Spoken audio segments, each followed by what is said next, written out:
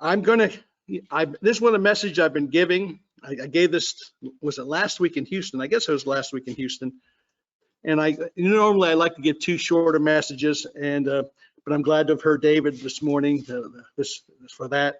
So the one I've chosen to give today is entitled 3 Ways the Sovereign God Creates Calamity. 3 ways the sovereign God creates calamity. You probably would not know this, but I gave a version of this back in 2013 here in this hall. But again, that's a long time ago, and again, none of my sermons are all exactly the same anyway. And even if I gave you the exact same words, I chose this because I think it can be very helpful to us when we watch the world we're in.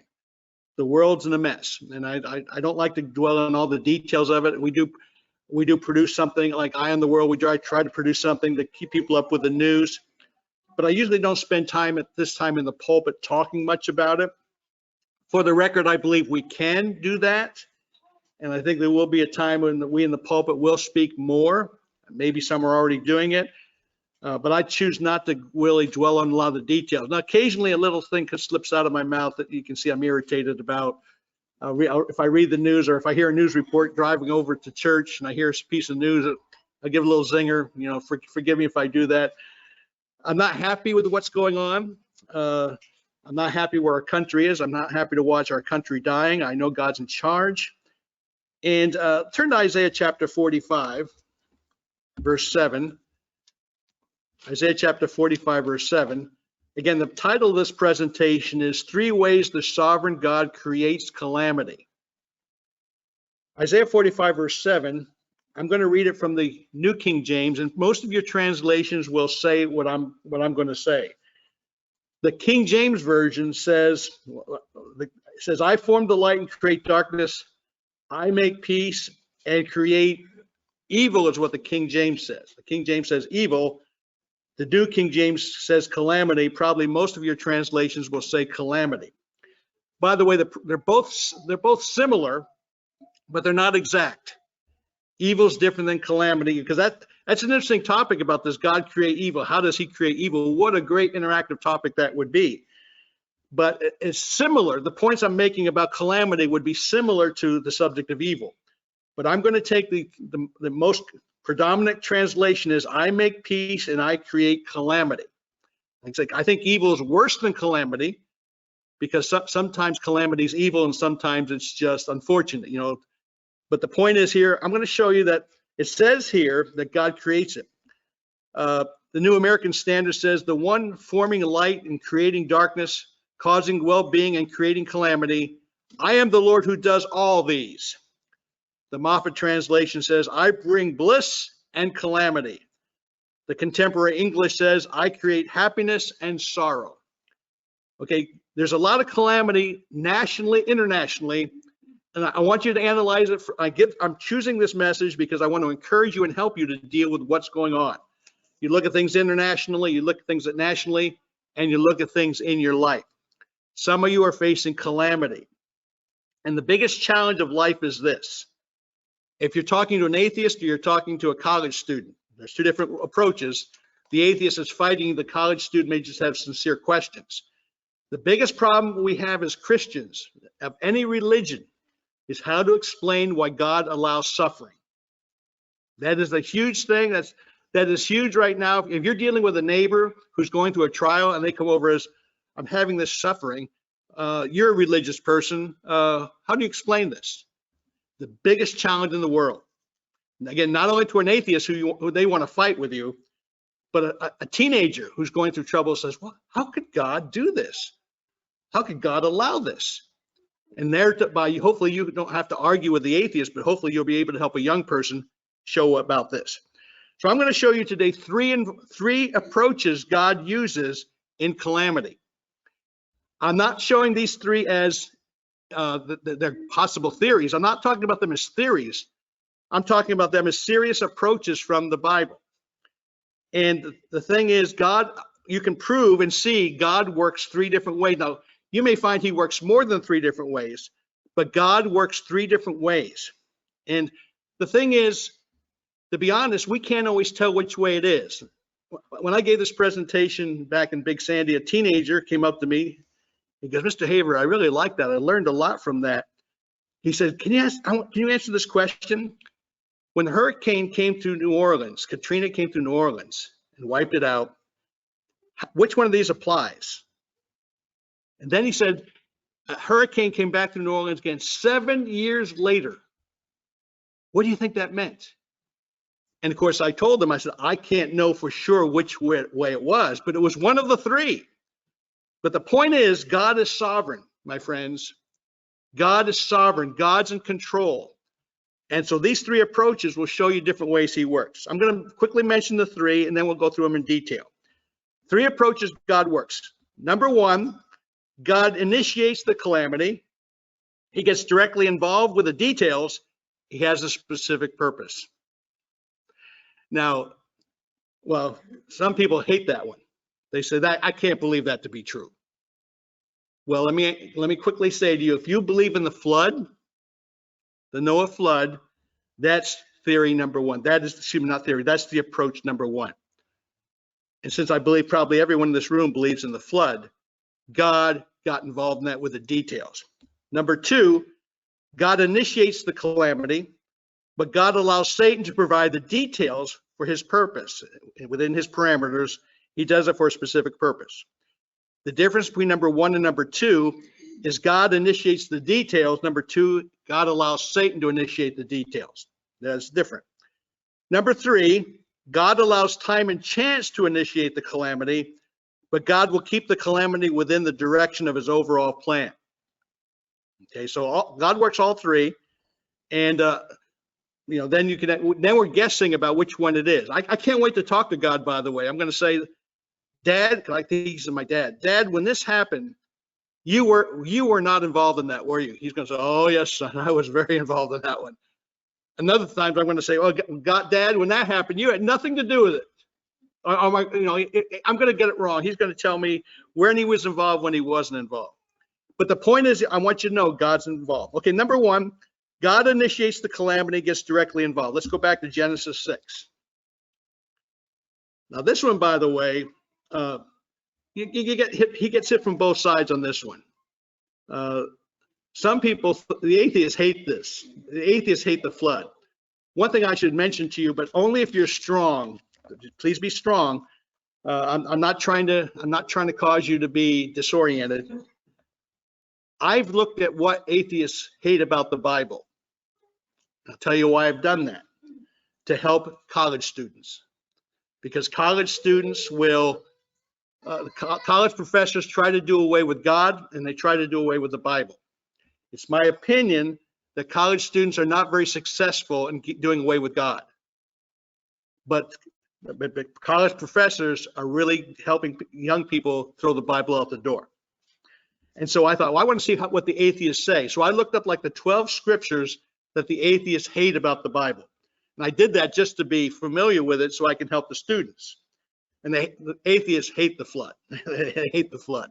And so, but because God does some unique things with this flood, like some people said, oh, I can't worship a God who would do horrible things. Another one, by the way, I'll just tell you, is 1 Samuel 15, when God killed the little babies. That's atheists really jump on that one. And by the way, I don't like that one either. But he's the sovereign God, so I trust him. But so the fact is here, so I can't worship a God who would kill people. Well, if you believe in the flood, Genesis 6, verse 7. So the Lord said, I will destroy man whom I have created from the face of the earth, man, beasts, creeping things, birds of the air, for I'm sorry that I even made them. Verse 13, God said to Noah, the end of all flesh has come before me, for the earth is filled with violence through them. And behold, I will destroy them with the earth. And verse 17, he says again, and behold, I'm bringing the flood waters on the earth to destroy from under heaven all flesh in which is the breath of life. Everything that's in the earth shall die. So another one, let's look at Exodus chapter 4. Exodus chapter 4. You know, I mentioned to you that the atheists, they hate this theory, this approach. I have friends in the Church of God who believe only in number one. which I think is a mistake. You got to include 2 and 3. I have friends in the Church of God who say God does everything. Everything is predetermined. And the reason why I cannot accept that as an overall approach all the time is that diminishes free moral agency. That diminishes free will. And if I have a God who makes all the decisions without my free will, notice I said if, this life is a cruel trick. I'd be worshiping a cruel God. So, I mean, I can't determine when I get to the Parker's house. I can't determine how long. By the way, if I speak long, it's because it's God's will. Just kidding. The thing was, if you blame everything on God, there's no consequence. There's nothing. The reason I robbed that bank was I didn't really do it. God made me do it. You know, the reason I was rude to you is not because I'm a rude person. God wanted me to be rude to you. So you see, that's number one, can't be all the time. So again, I have friends who believe that, and I jokingly say that I want to go up and hit them in the face. And then when they get mad at me, say, I didn't do it, God made me do it, you know, just to make a point. But the thing is, there is a time when God does intervene. Personally, my opinion, I believe number one is the least one, okay? But it does happen. Let me show you this example. It comes in with Pharaoh, God hardening Pharaoh's heart. Okay, when God's hardening your heart, he's kind of making decisions. So he chose, in this case with Pharaoh, to micromanage. But I don't think he micromanages all the time, but he does. Look at the plan. Look at God's plan. Exodus 4, verse 21. This is early before the Exodus. And the Lord said to Moses, when you go back to Egypt, see that you do all those wonders before Pharaoh, which I put in your hand. But I will harden his heart, and he won't let you go. I'm going to make sure, you know, I'm going to help lead him. I'm going to sway him to let you go and then not let you go. Where he's going to flip flop all over the place. So again, the question again, what we can't say today, okay? When the CDC and the WHO, the World Health Organizations, when they flip flop, it's possible that God's making them do it. I don't think, like I said, I don't think number one is the primary faction, but I'm being straight with the Bible to find out he has done that at times. I don't think he's making things happen all the time, but he does sometimes micromanage. I will harden his heart, so he will not let you go. Then you'll say to Pharaoh, thus says the Lord, Israel is my son, my firstborn. So I say to you, let my son go that he may serve me. But if you refuse to let him go, indeed, I will kill your son, your firstborn. He told them in chapter 4 about killing the son, which he did in chapter 12. And they went through all the plagues.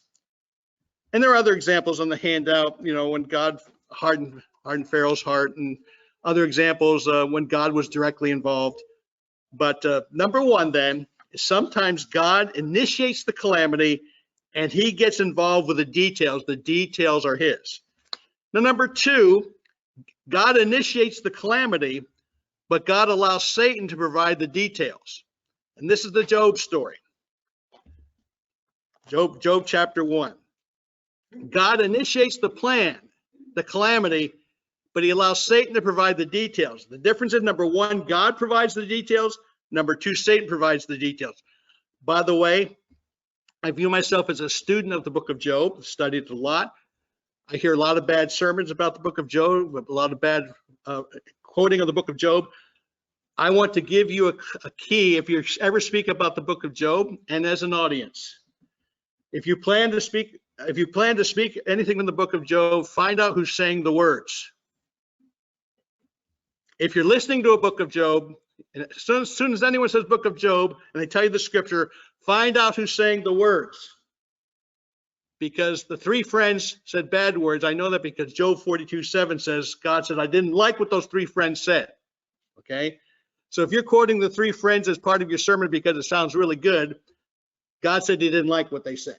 So I'm trying to help you as speakers, and I'll help you as a mature audience. When you hear the book of Job, rule is who's doing the talking. That'll tell you a whole lot about the book of Job. There's a lot of misinformation in the book of Job, and I like to talk about it and encourage from it. In fact, I was in a situation. There was a shooting up in the Church of God in Wisconsin back in 2005, I think. And I kind of knew a lot of the people up there because I would go to up to Hal Geiger's barn dance. And we would have a barn dance. We would have church in the barn. Okay, his barn. We'd have church in the barn. We dressed in jeans. It was that kind of day. Wintertime was cold. And so then we would invite the other corporate churches to come. Well, they wouldn't come to church, but they'd come to the dance later that night. They wouldn't step foot to hear me preach. They wouldn't want to hear me preach, but they didn't mind going to a dance with us. I sang karaoke because I like singing karaoke. I sang karaoke with a bunch of those folks. And so when they were shot in church back in 2005, I flew up there, or did I drive? I flew up there, I guess. Maybe I drove. I think I drove up there, and I went to the funerals because I knew a lot of the people. In fact, some of the people up there said, "Are you preaching the funerals?" I said, "No, I wasn't asked to." And there were about 3 or 4 funerals. One of the funerals, there was a bunch of young people, a lot of young people. And I'm thinking, what a chance to preach good things. The preacher didn't know how to deal with it. He's never done that type of service before. He didn't know. He just made a mistake. He got into about the book of Job, and he said, because in Job 1 it says, Job didn't complain. In Job chapter 2 it says, Job didn't complain. So people usually draw the conclusion that Job had a great attitude. Had they not read Job's 3 through 37? Job had a rotten attitude. And the Bible plainly says it. So when a person says that Job had a great attitude, it's like you're not reading the whole story. Well, this preacher got up there and talked about the people who were shot. And he said, you need to be like Job. He just accepted what God allowed to happen. And I wanted to stand up and yell, no! That's the worst thing to tell these people. They got to grieve. They got to work through this. You don't tell them just to forget about it. Are you kidding me? But the guy didn't know. But I didn't stand up and say anything. I wanted to, but I didn't.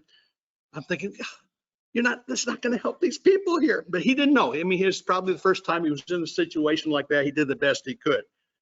But, he up there, he tried his best. And like there were some kids, there's wall sockets next to the seats back to somewhere. Well, these 2 kids, one was 15 and one was 12.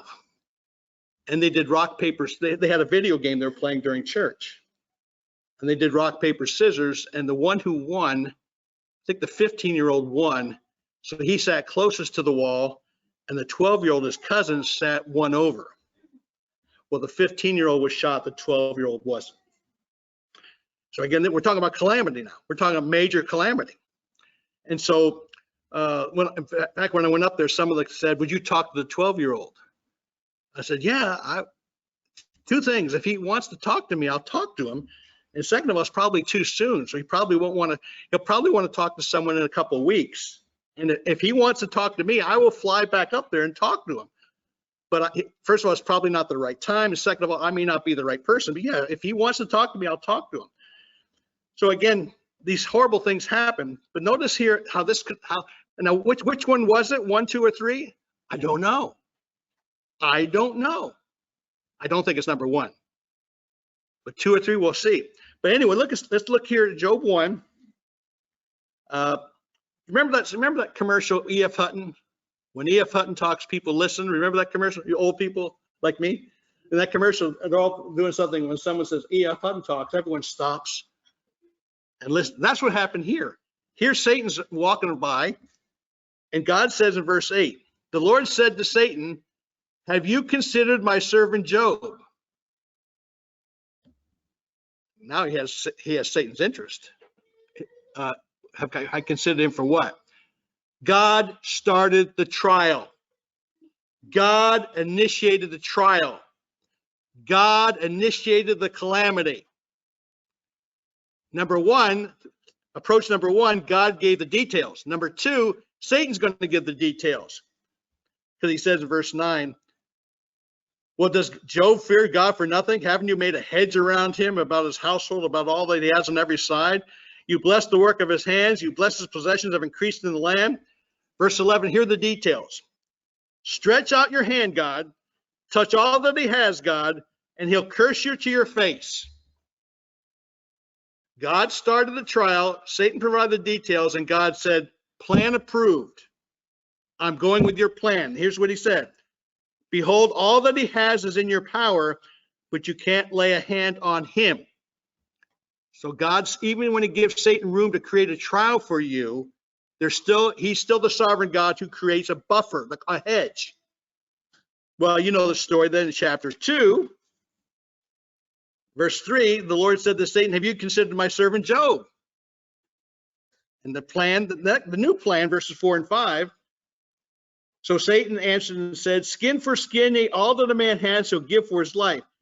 God, stretch out your hand now and touch his bone and his flesh, and he'll curse you to your face. And God said, plan approved. Details approved. I'll pull the hedge back a little bit more. Do your thing.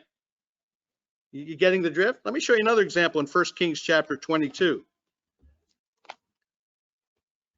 1 Kings 22. You know, sometimes I do interactive. We thought about doing interactive today, but just to stay within time limit, and also to, a lot of times the people on the internet can't hear your comments. I didn't do this interactively. But here in 1 Kings 22, verses 20 through 22, it's like an interactive study, the same thing. God's sitting on his throne, beings are flying around, bumping around into each other. Verse 20, the Lord said, okay, which one of you is going to persuade Ahab to go up that he may fall at Ramoth Gilead? Okay, God said, I'm going to make this happen, but which one of you is going to give the details? One raised his hand and said, let's do it this way. Let me read it. It says, verse 2. So one spoke in this manner, and another spoke in that manner. So two raised their hands and said, let's do it this way. God said, nope, plan's not approved. Another one raised their hand and said, let's do it that way. God said, nope, details not approved. Verse 21, then the Spirit came forward and said, I'll do it. And God said, in what way? What's your plan? What are your details? What's on your mind? And the Spirit said, I will be a lying spirit in the mouth of his prophets. And God said, plan approved. He said, you shall persuade him. Go and do it. I accept your details. I have the overall thing I want to accomplish. I'm going to let you bring the details. Go do it. So you're getting the difference between numbers 1 and 2. Now, number 3, God allows time and chance to initiate calamity. God will keep the calamity within the direction of his overall plan. Let's turn to Ecclesiastes chapter 8, verse 11. Time and chance. Like I told you, there's some people who don't like number 1, like I can't worship a God who would kill people. Well, you do worship a God who's killed people.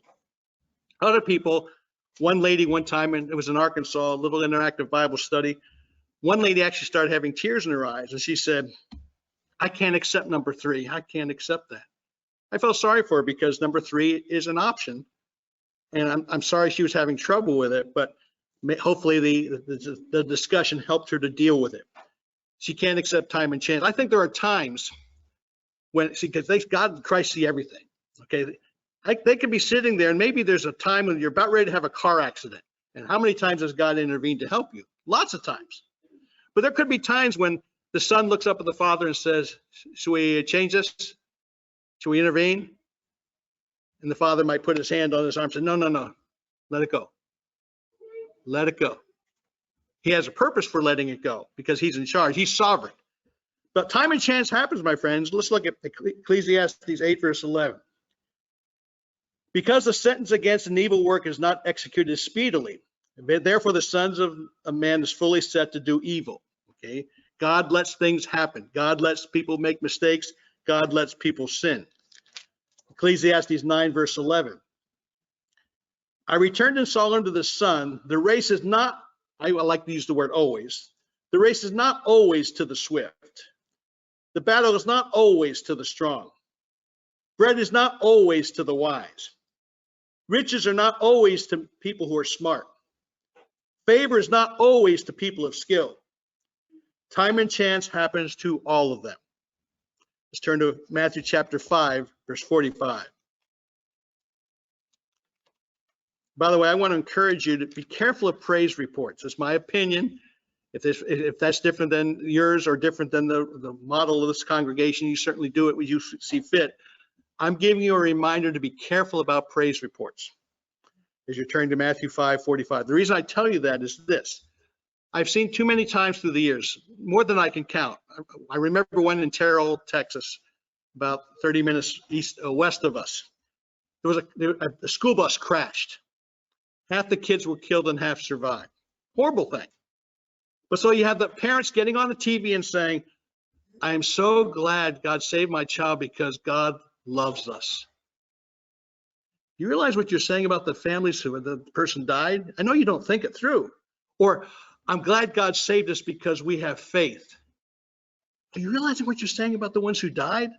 You're being rude. You're not trying to be rude, but you're being rude. So be careful about public praise reports. Certainly you should praise God in the privacy of your room. Certainly you should praise God within your family. You can do it in a congregation, but be very careful because first of all, if you're on the internet, it goes to the whole world. You never know who's out, people out there, you're stepping on toes. And, you know, there might even be someone in the congregation. See, I have friends who have lost babies. Babies have died. And so I'm aware of that. So even now, if I make this comment, I know they're listening. And it's like, you know, it was very traumatic for them and even traumatic for me to try to help them. And when someone says, oh, I had this baby, and they go on and on and on. Quite frankly, I have a wonderful wife. I usually don't talk about her much because not everyone who listens to my presentations has a good marriage. And I'm not trying to talk about my good marriage. I love my kids. I'm proud of my kids. I love my grandkids probably even more than my kids. You know how that goes. But I don't usually talk about them much because, you know, I'm not trying to rub it in anyone's face. You know what I'm saying? So just be careful about you. You want to be positive about life, but there's ways to do it and there's ways to go about it where it's not offensive to others who are hurting. Okay. So anyway, time and chance. Look at Matthew 5, verse 45. I'm going to read verse 44 first. But I say to you, love your enemies, bless those who curse you, do good to those who hate you, and pray for those who despitefully use you and persecute you. Why? Verse 45, that you may be sons of your Father in heaven. For he makes the sun rise on the evil and on the good. He sends rain on the just and the unjust. There's big snowstorms happening in the Northeast. Boston may get more snow than they've ever had. New York City, Long Island's talking about big snow. So you think it's only going to snow and the evil people and all the good people are not going to get snow? Of course not. When a tornado went through Kentucky, did only the evil people get homes ruined? Or were there actually some Christians who got homes ruined? This is time and chance here, folks. It happens. Now, God's still involved in it because it's still within his overall purpose. But the difference is he initiates the trial and the details, number one. Number two, he initiates the trial and doesn't give the details. He approves the details. And then number three, time and chance happens, and he says, we're going to make good out of this. We're going to make it within my will. And so again, these are three different ways he works, and it's good to understand that.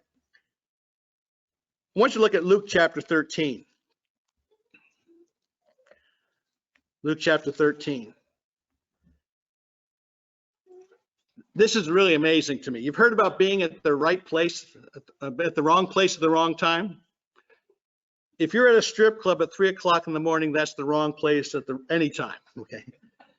Be careful where you are at 3 o'clock in the morning. 3 o'clock in the morning is just not it's dark.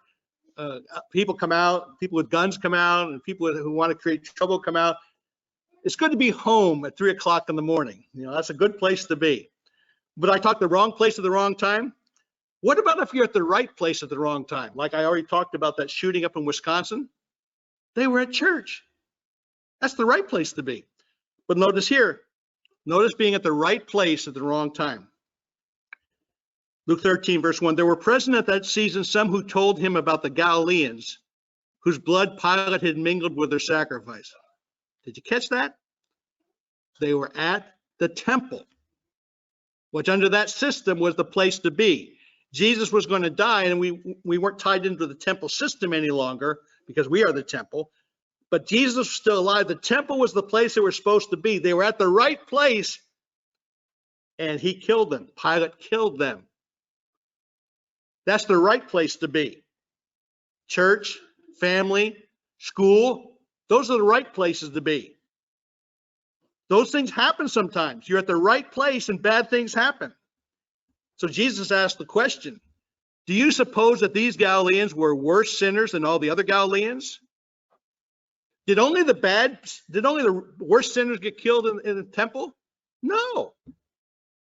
Now, again, I can't answer which person died and which person lived. But you say, well, Dave, you're putting a lot of trust in God. You can't get all those details. No, I have the overall parameters. I have confidence in God's overall parameters, and I'll have to ask him about the details. Why did you let this person die? Which comes back to my original statement. Why does God let suffering?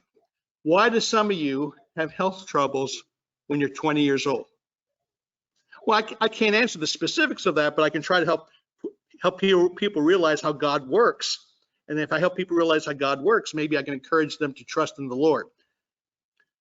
Let's look at this next one. Verse 4. By the way, I love the days of flying when it used to be you just didn't have to go through the security. I would show up right before the gate, about 5 minutes before the gate, walk through security, sometimes run through the security, and just walk right on the plane 5 minutes before it's taken off. I miss those days. I miss the days when if I would get somewhere, I get to the airport early and I think, you know what? I want to get home faster. So instead of taking the 5 in the evenings flight, I'm going to move to the 3 o'clock flight. Piece of cake. Hard to do now. But 9/11, there were people who wanted to get home, especially they were in the East Coast, working in New York and Boston, I think Boston mostly. And so they lived in California. They got on the plane to take an early flight to go be with their family. What a noble goal. And they got killed. They got killed in the towers. Now, thousands of people died in New York. Only 18 died in Jerusalem. Look at verse 4. What about those 18 on whom the Tower of Siloam fell and killed them? Do you think that the worst sinners were the ones were killed, and all the righteous people lived? No, friends, time and chance happens. And sometimes you're at the right place at the wrong time. Sometimes you can be at the wrong place at the wrong time. The three different approaches, which are all true. It's not like one of them has to be true all the time. All three are true. We just can't always tell which one. I want to conclude over in 1 Timothy chapter 1, verse 17. While this sermon does not give you some details of why God did specifically what he did, I can't provide that, but I am wanting to encourage you to have a relationship with God where you trust him. Trust is the biggest factor in life. Someone says, what's the key to a marriage? You can say love, you can say all sorts of things. And maybe there's a lot of these are good answers. My favorite answer is trust. My favorite answer is I trust my wife. There are a lot of people in this world I don't trust, but I have friends I trust. Trust is built. Now, trust can be hurt if you make a mistake, but trust can be rebuilt again. Thank God for all the people in your life you can truly trust. Again, I can trust my family. Actually, I do have some family members, extended cousins I can't trust. I still love them, but I can't trust them. I got to be honest about that. But trust is where it's at. I trust my mechanic. I really trust my mechanic. I'm 69, and all my specialists are my age and retiring. My dentist just retired. I trust him. My cardiologist just retired, and I really trust him. He helped create CoQ10, which I've been taking for 20 years. In fact, now I got to find a new cardiologist. Now I got to build trust with him. His nephew works in Waco, which is 2.5 hours away. So what I'm going to do for my first visit, soon I need to go down. I want an echocardiogram, which I do every year. And I want to go to him because he has the same thinking as my cardiologist. And I want the echo to be read by him. I want my first visit. Then I have to find someone in the Tyler Longview area. And personally, I'm not a big fan of statins. And so I know I'm going to have to fight them. They want to put me on statins. So I want to work with my cardiologist down in Waco to get the way I want it. And then find someone I can work with who will just tolerate me for the non-statin. In fact, my wife just said, keep quiet. He'll give you the statins, just don't take them. I said, nah, I'll probably tell him because I'll be honest about it. But the point is, I've got that now. Again, my wife's chiropractor, he's about ready to retire. Our vet's about ready to retire. It's like, now my eye doctor's only 43, so he's good. He's really good. I really like him too. He's really, really good. So the eye doctor's, in fact, I had my cat, I bought this big print Bible. Don't even need it anymore. Got my cataracts out and I can read 20/20. And so he's good. And so, but I need to find more younger specialists because all my specialists are my age and they're all, I told my mechanic, please don't retire. He goes, well, if I retire, I'll work on your car. So, okay, I'll live with that. I can live with, but all this is based on trust. I don't trust church leaders. I don't trust civil leaders. It's based on trust. And so you build trust by spending time together. You know, the fact is, when I say I'm coming to the area, apparently Neil trusts me. He says, okay. And now if I do something he doesn't like, he can tell me, say, well, I wish you hadn't said that, or that's okay. Friends do that. But when you have speaking schedules, I invite people to speak who I trust, not trust that they're perfect, trust that they're not going to hurt the congregation, you know, not deliberately try to hurt the congregation. We can disagree on things, but trust is huge in life. So I value everyone you get to trust. Build relationships you can trust. If you trust your spouse, that's wonderful. If you trust your family, that's wonderful. If you trust your brethren, that's wonderful. Building on trust. Actually, I trust many Baptists in East Texas. We just don't fight about the things we differ on. But they're loving people. And when they say their word is good. There's some Sabbath keepers in the Church of God I don't trust at all. They keep the Sabbath, but boy, they're untrustworthy. So am I going to go with the doctrines of the Baptists? No, but I'm going to appreciate people I can trust. People whose word means something. Their yea is yea, their nay is nay. They don't gossip. They work. You love people like that. We want to be people like that, and that's what you are. You are people like that. So again, no matter which of the three ways it is, and it can be any of the three, I want to conclude with 1 Timothy 1:17, because God is in charge. He's the sovereign God. He creates it. He allows it. He's in charge. 1 Timothy 1:17, now to the King eternal, the King immortal, invisible, to God who alone is wise, to God be honor and glory forever and ever. Amen.